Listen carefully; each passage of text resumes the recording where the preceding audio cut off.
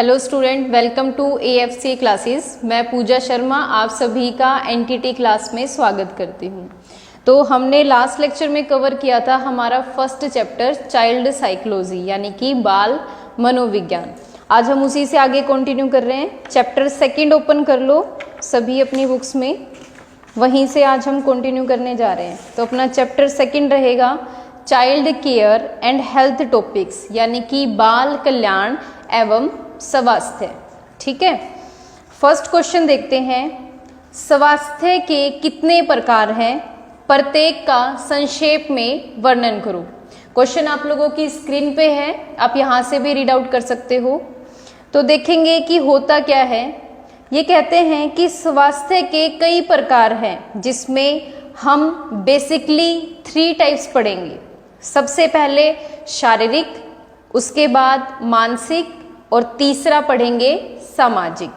तो फर्स्ट जो हमारा टॉपिक रहेगा शारीरिक स्वास्थ्य। देखते हैं कि शारीरिक स्वास्थ्य से हम क्या समझते हैं। शारीरिक या भौतिक विकास को समझना प्राय सबसे आसान होता है। इसका अर्थ है शरीर के सभी अंग और तुरंत शरीर में स्पर्शपूर्ण सामंजस्य रखते हुए अपनी अपेक्षित क्षमता के अनुरूप कार्य करना। ठीक है, इसकी पहचान साफ सुथरी त्वचा, कांति में चमकदार आंखें, पर्याप्त भूख लगना, मलाशय और मूत्राशय का नियमित रूप से काम करना तथा ज्ञान केंद्रियों द्वारा शरीर के सही क्रियान्वयन से होती है। तो ऐसे हम समझ सकते हैं शारीरिक स्वास्थ्य। सेकंड टॉपिक है हमारा मानसिक स्वास्थ्य। समाज में स्वयं को प्रतिस्थापित करना, समाज को अपने और परिवार के विस्तृत रूप से पहचानना तथा आनंददायी जीवन यापन के लिए ऐसा माहौल तैयार करना जिसमें सभी प्रेम पूर्वक और सही तालमेल के साथ रह सके, इसको क्या बोला जाता है? मानसिक स्वास्थ्य। इसके 2 प्रकार आपको देखने को मिलेंगे। सबसे पहला आता है भावनात्मक पहलू और दूसरा हम पढ़ेंगे इसमें आध्यात्मिक पहलू। भावनात्मक पहलू क्या होता है? इस पहलू को मानसिक स्वास्थ्य के साथ समाहित किया जाता है, लेकिन समय के साथ इसमें अंतर अनुभव किया जाता है। जहां मस्तिष्क का संबंध सत्यता को जानने से है, वहीं भावनाओं का संबंध दिल के भावों से है। आध्यात्मिक पहलू क्या होता है कि माना जाता है अध्यात्मक मानसिक शांति देता है और मानसिक शांति मानसिक स्वास्थ्य के अतिरिक्त अन्य कई शारीरिक कष्टों से भी मुक्ति दिलाता है। तो ये इस तरह से आप समझ सकते हो कि स्वास्थ्य क्या है, अलग अलग प्रकार से हैं, अलग अलग उसकी विधियां होती है और इसको हम विस्तार रूप से समझ सकते हैं। समझ आए आप सभी को? सेकंड क्वेश्चन देखते हैं। स्वास्थ्य शिक्षा की आवश्यकता एवं महत्व पर प्रकाश डालिए। क्वेश्चन आप स्क्रीन से भी रीड आउट कर सकते हैं। आंसर देखेंगे कि स्वास्थ्य शिक्षा की आवश्यकता क्यों पड़ी। सबसे पहला कारण आता है विद्यालय में स्वास्थ्य शिक्षण। विद्यालय में स्वास्थ्य शिक्षण का ज्ञान छात्रों को देना उतना ही आवश्यक है जितना कि अन्य विषयों का स्वास्थ्य रक्षा के अंतर्गत व्यायाम तथा खेल कूद के अतिरिक्त छात्रों के लिए स्वास्थ्य शिक्षा भी अत्यंत महत्वपूर्ण है। किसी भी राष्ट्र की उन्नति के लिए उस देश के नागरिक का स्वस्थ होना अनिवार्य माना जाता है। अगर एक देश का नागरिक, एक छात्र स्वस्थ होगा तो वो बेहतर फैसले ले पाएगा और अपने समाज को आगे बढ़ाने में या अपने देश की तरक्की के लिए उचित चीजें सोच पाएगा। दूसरा हमारा आता है विद्यालय में स्वास्थ्य शिक्षण की विधि कि विद्यालय में ऐसी कौन कौन सी विधियां अपनाई जानी चाहिए जिसके बेस पे एक बालक का स्वास्थ्य का विकास हो पाए। तो सबसे पहले आता है कि छात्रों को स्वास्थ्य शिक्षण देने का सबसे अच्छा और मनोवैज्ञानिक तरीका है। क्या तरीका है वो हम पढ़ेंगे। छात्रों में स्वास्थ्य संबंधी आदतों का विकास करना और उसे प्रोत्साहन देना। इनके लिए आवश्यक है कि छात्र विद्यालय और घर पर कुछ अच्छी स्वस्थ आदतें सीखे। यह तभी संभव हो सकता है जब छात्र के शिक्षक और अभिभावक एवं स्वयं छात्र भी स्वस्थ आदतें अपनाने में उत्कीर्ण रहता है। यदि बालक का वातावरण एवं विद्यालय भवन स्वस्थ होंगे, साफ सुथरे होंगे, तो बच्चे भी सफाई में रहना पसंद करेंगे।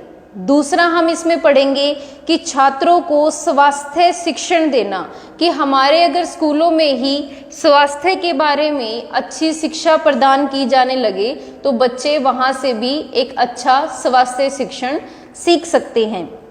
तीसरा टाइप आता है इसमें व्यायाम तथा शारीरिक शिक्षा। अगर विद्यालय में व्यायाम के अलग अलग तरीके उचित ढंग से सिखाए जाएं तो बालक अपने स्वास्थ्य पर उचित तरीके से ध्यान दे पाएगा। उसके बाद कहता है स्वास्थ्य शिक्षा पुस्तकों एवं निर्देशों द्वारा। अगर हमें जो पुस्तकें पढ़ाई जाती है उसमें स्वास्थ्य से संबंधित अच्छे निर्देश दिए जाएंगे तो हम वहाँ से भी अच्छा स्वास्थ्य सीख सकते हैं।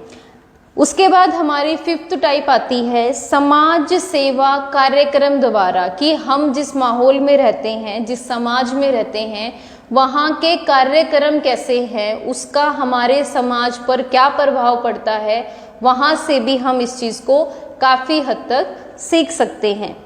लास्ट हम पढ़ेंगे इसमें दूरदर्शन तथा आकाशवाणी का योगदान। जैसा कि आपको पता है कि आजकल हमारा जो युग है डिजिटलाइजेशन पे ज़्यादा बिलीव करता है, तो जैसी चीज़ें हम देखते हैं, जो हम टेलीविज़न में अलग अलग तरह के प्रोग्राम्स के साथ जुड़ते हैं, यदि उसमें अलग तरह से एक प्रोग्राम बनाया जाए या छात्रों को अच्छी शिक्षा, अच्छा स्वास्थ्य के बारे में ज्ञान दिया जाए तो वहाँ से भी काफ़ी हद तक छात्र स्वास्थ्य को उचित ढंग से रखने के तरीके सीख सकते हैं। ठीक है, तो इन सभी के बेस पे कहा जा सकता है कि शिक्षा का हमारे स्वास्थ्य पर गहरा असर पड़ता है। समझ आया सभी को? उसके बाद देखो नेक्स्ट हम थर्ड क्वेश्चन देखते हैं। थर्ड क्वेश्चन आता है कि मातृ मृत्यु क्या है, या मातृ मृत्यु के कारणों पर प्रकाश डालिए। क्वेश्चन आप अपनी स्क्रीन पे देख सकते हो, सभी को शो हो रहा होगा। तो देखते हैं कि मातृ मृत्यु मैटरनल मोर्टेलिटी क्या होती है। चिकित्सा विज्ञान के अनुसार यदि किसी स्त्री की गर्भावस्था के दौरान तथा बच्चों के जन्म के 6 सप्ताह के अंदर मृत्यु हो जाती है तो उसे क्या बोला जाता है? मातृ मृत्यु।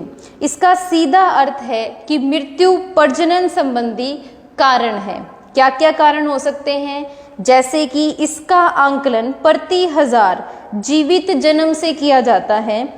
भारत में मातृ मृत्यु की दर लगभग 35 प्रति 1000 जीवित जन्म है, यानी कि 100 बच्चों के जन्म की प्रक्रिया में 3.5 औरतों की मृत्यु हो जाती है। तो इस तरह से जनगणना हुई जिसमें ये डाटा रिकॉर्ड किया गया।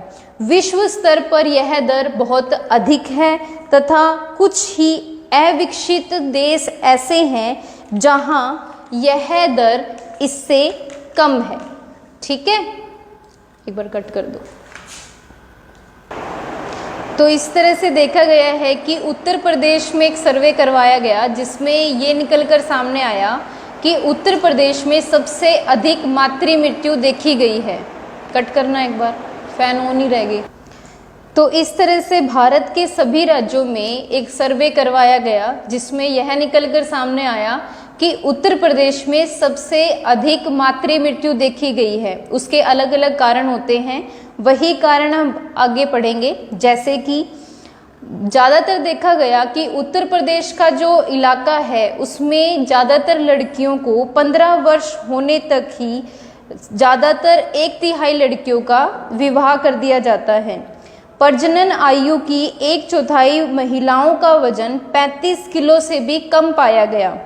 लगभग 20% महिलाएं कम से कम एक प्रकार की स्त्री प्रसूति रोग से पीड़ित है, ऐसा एक सर्वे में पाया गया। 1/4 महिलाएं न चाहते हुए भी गर्भवती हो जाती हैं। हर 24वें मिनट में मातृ मृत्यु जो दर है वो नोट की गई। प्रजनन आयु की 75% महिलाओं को गर्भावस्था में जटिलताएं होने की संभावनाएं रहती है। तो ये कुछ रीजन थे जो निकलकर सामने आए, जिस वजह से वहां पर मातृ मृत्यु की जो दर है वो अत्यधिक नोट की गई। अब आगे जो है आपको डाटा दे रखा है कि किस देश में या किस एरिया में कितनी मातृ मृत्यु दर पाई गई है, तो इसको आप पढ़ सकते हो। आगे हम पढ़ेंगे कि मेन मातृ मृत्यु के कारण क्या क्या हो सकते हैं। पहला कारण होता है चिकित्सीय और दूसरा आता है सामाजिक। चिकित्सीय कारण क्या होता है कि उचित समय पे एक जांच को पकड़ के अच्छी चिकित्सा मिल पाना क्या कहलाता है, चिकित्सीय कारण। सामाजिक कारण क्या हो सकता है कि उचित समय पर आप किसी बीमारी को नहीं पकड़ पाते, उस वजह से जो मृत्यु होती है उसको हम क्या बोलते हैं, सामाजिक कारण। सामाजिक कारण कई तरह से पढ़े जा सकते हैं, जैसे कि चिकित्सीय सुविधाओं का अभाव, गरीबी, अनुचित देखभाल या फिर निरक्षरता या अज्ञानता, इन सब की वजह से भी मातृ मृत्यु दर आपकी बढ़ जाती है। ठीक है, तो ये था हमारा क्वेश्चन कि मातृ मृत्यु क्या होती है और इसके कारण क्या क्या हो सकते हैं। इसके बाद हम अगला क्वेश्चन पढ़ने जा रहे हैं, जिसमें आपकी स्क्रीन पर है कि चेचक रोग के कारण और रोग से बचने के उपायों का वर्णन करो। तो देखते हैं कि सबसे पहले चेचक रोग होता क्या है, जिसको आपने कई बार स्मॉल पॉक्स के नाम से भी सुना होगा। तो यह एक संक्रामक रोग है और वायु के द्वारा फैलता है। हमारे देश में इस रोग को राष्ट्रीय स्तर पर समाप्त करने के लिए एक अभियान चलाया गया। एक समय था जब चेचक महामारी घोषित किया गया था, इससे हजारों लोग प्रभावित हुए। बच्चों के लिए यह रोग जानलेवा सिद्ध हुआ। अब इस रोग के कारण क्या क्या हैं? यह रोग एक विषाणु के द्वारा फैलता है। सांस के साथ इस रोग के जीवाणु शरीर में प्रवेश करते हैं और गले, नाक, कान में प्रविष्ट होते हैं। रोग के विषाणु चमड़े पर भी देखे गए हैं। धीरे धीरे पूरे शरीर में फैल जाते हैं। शरीर को बुखार होने लगता है, शरीर में फफोले पड़ जाते हैं, इसमें मवाद पड़ जाती है। धीरे धीरे ये फोले क्या हैं, सूखने लगते हैं। फफोलों की पपड़ी सूखने लगती है और ये सड़ने लग जाते हैं। ये सब क्या है, इसके रोग के कारण है। अब इसके लक्षण क्या क्या हो सकते हैं कि पता कैसे चलेगा कि हम स्मॉल पॉक्स से संघर्षित हैं? इसमें क्या है, आपकी नाक बहने लगती है, रोगी के शरीर में पेन होने लगता है। 3 दिन के बाद शरीर पर दाने निकल आते हैं और ये दाने ज़्यादातर चेहरे पर भी हो जाते हैं और पूरे शरीर पर फैल जाते हैं। बुखार का अगर हम बात करें तो टेम्परेचर 103 से 104 डिग्री देखा गया है। अब इसका उपचार कैसे करेंगे? उपचार के लिए कहते हैं, यदि आपको पता लगता है कि घर में किसी को स्मॉल पॉक्स है यानी कि चेचक से संघर्षित है, तो घर में किसी व्यक्ति या बालक को उस व्यक्ति के संपर्क में आने से बचाना चाहिए। चेचक की कोई औषधि नहीं होती, इसलिए उसका जितना ज़्यादा हो सके घर पर रहकर इलाज किया जाना चाहिए। रोगी को हल्का भोजन दिया जाना चाहिए। उसके बर्तन और कपड़े साफ सुथरे रखें ताकि किसी और को फैमिली मेंबर में इस परेशानी से ना जूझना पड़े। रोगी के वस्त्रों का निसंक्रमण होना चाहिए। रोगी की व्यवस्था अलग कमरे में होनी चाहिए ताकि जब तक वो उचित तरीके से ठीक नहीं हो जाता, बाकी घर में किसी को भी उससे रिलेटेड कोई भी दिक्कत ना हो। अब उसके लिए उपाय बताए गए हैं, जैसे कि शिशु को पहले 3 महीने के भीतर ही टीका लगवा लेना चाहिए ताकि इन फ्यूचर उसको स्मॉल पॉक्स की बीमारी से ना जूझना पड़े। दूसरा टीका बच्चों की 3 वर्ष की आयु पूरी कर लेने के बाद लगवा लेना चाहिए। चेचक फैलने की दशा में इस टीके को प्रत्येक व्यक्ति को लगवा लेना चाहिए ताकि इन फ्यूचर आपको स्मॉल पॉक्स की बीमारी से ना जूझना पड़े। समझ आया आपको कि क्या कारण है, क्या लक्षण है और कैसे इसका उपाय किया जा सकता है। नेक्स्ट देखते हैं 5th क्वेश्चन। भोजन में किन किन पोषक तत्वों का होना आवश्यक है? प्रोटीन पर एक लेख लिखिए। क्वेश्चन आप लोगों की स्क्रीन पर है, आप यहाँ से भी पढ़ सकते हो। तो मनुष्य को अपने शरीर को स्वस्थ और सुचाल्यमान होने के लिए शक्ति और गर्मी की आवश्यकता होती है। यह शक्ति और गर्मी उसे अलग अलग तरह से खनिजों से, प्रोटीन से प्राप्त होती है, जिससे हमारे शरीर में ऊर्जा की उत्पत्ति होती है और हमें शक्ति प्रदान होती है। भोजन और भोजन के तत्वों के संबंध में अनेक खोजें की गई हैं। इन खोजों में यह ज्ञात हुआ कि शरीर में ताप, गति और विकास के लिए भोजन के केवल 4 तत्व हैं, जिसमें कार्बोज, प्रोटीन, वसा और खनिज लवण, ये चीज़ें हमें देखने को मिली। अब इसी के बारे में हम आगे विस्तार में पढ़ेंगे कि जो प्रोटीन है उसकी पूर्ति कैसे होती है, उसकी कमी से शरीर को क्या हानि होगी या उसकी पूर्ति कैसे की जा सकती है। तो प्रोटीन क्या होता है? सबसे आवश्यक और महत्वपूर्ण है। इसमें कार्बन, हाइड्रोजन, ऑक्सीजन, नाइट्रोजन और कुछ गंधक और कुछ अंश फास्फोरस के भी पाए जाते हैं। हमारा शरीर नाइट्रोजन का उपयोग अधिक मात्रा में करता है और यह तत्व केवल प्रोटीन में प्राप्त होता है। तो प्रोटीन हमारे शरीर के लिए सबसे आवश्यक तत्व माना गया है। अब इसकी उपयोगिता क्या क्या हो सकती है? जैसे कि शरीर के तंतुओं, रक्त वाहिनियों और आंतरिक अंगों के निर्माण और उनकी टूट फूट की क्षतिपूर्ति के लिए प्रोटीन का होना अत्यधिक अनिवार्य होता है। आवश्यकता से अधिक प्रोटीन का उपयोग करने पर यह वसा के रूप में शरीर में एकत्रित होता रहता है और शरीर में जब कभी वसा या कार्बोज का अभाव होता है तो यह संचित प्रोटीन गर्मी और शक्ति के उत्पादन में सहायता प्रदान करता है। इसके अलावा प्रोटीन पाचक रसों, आंतरिक रस, एंजाइम, इन सब का भी निर्माण करता है। यह मानसिक शक्ति को भी बढ़ाता है। ज़्यादातर प्रोटीन 2 प्रकार से पाए जाते हैं, जैसे कि पशु प्रदत्त और वनस्पति प्रदत्त, कि पशुओं के द्वारा या फिर वनस्पति के द्वारा हमें जो प्रोटीन प्राप्त होते हैं वो हमारे शरीर के लिए काफ़ी ज़्यादा लाभदायक माने जाते हैं। ठीक है, तो इस तरह से आप प्रोटीन की मात्रा क्या होनी चाहिए, उसको लेने से क्या हमें लाभ होता है या उसकी अधिक होने से क्या हमारे शरीर को हानि हो सकती है, ये चीज़ें आप सेल्फ बेस पे भी इसको एक बार रीड आउट कर सकते हो। समझ आया सभी को? तो ये था हमारा आज का लेक्चर। आशा करती हूँ कि आप सभी को अच्छे से समझ आया होगा। फिर भी अगर किसी बच्चे का किसी प्रकार का कोई भी डाउट है तो वो डाउट क्लासेस में आप अपने क्वेश्चन मेरे से पुट आउट भी कर सकते हो।